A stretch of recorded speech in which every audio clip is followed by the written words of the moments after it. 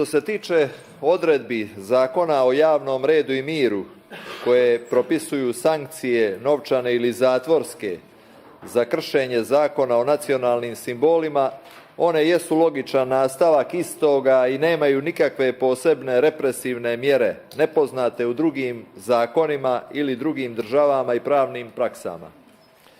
Dakle, ako jedan zakon jasno propisuje način upotrebe državnih simbola, način upotrebe simbola manjina, nikome ne uskraćuje bilo kakvo pravo, taj zakon mora prepoznati kaznene odredbe za one koji vrijeđaju na bilo koji način simbole države koja je sve to omogućila i na taj način zaštite dostojanstvo svakog njenog građanina, građanke i svakog čovjeka u Crnoj Gori, jer su državni simboli svih nas i njihovo unižavanje jeste ponižavanje svakog od nas.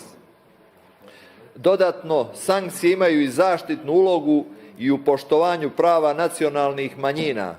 Dakle, i simboli manjina bit će jednako zaštićeni od ponižavanja i nedostojanstvenog tretmana. Takve sankcije treba posmatrati u tom smislu.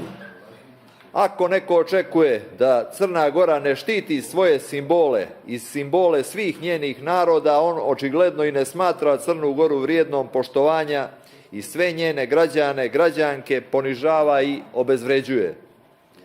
Ako neko želi državoliku tvorevinu u kojoj će svaki narod i svako pleme imati svoje mini državice i svoje male teritorije koje će obilježavati zastavama drugih država i na taj način praviti društvo anarhije, necivilizacije, plemensko i zaostalo društvo koje je Evropa prevazišla još u 19. vijeku.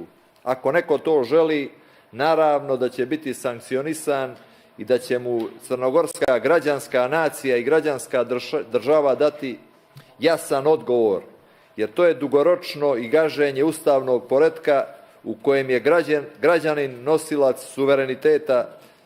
Crnogorski građanin čini našu naciju, a ne bilo koji narod, te stoga potreba za narodnim torovima, barjacima koji obilježavaju teritoriji i slično jeste samo zlonamjerni ostatak prošlosti i opiranje najboljem konceptu koji je Balkan doživio proklamacijom Crnogorskog ustava 2007. godine. Koncepta koji svakom čovjeku daje jednako pravo i jednak osjećaj prema Crnoj Gori kao svojoj državi. Ko to ne želi ili pokušava da ga uruši, taj ne može biti prijatelj bilo kojeg građanina ove države, ma koje god on narodnosti ili vjere bio. U praksi se često srećemo sa primjerima da nam se po državi maše zastavama drugih država.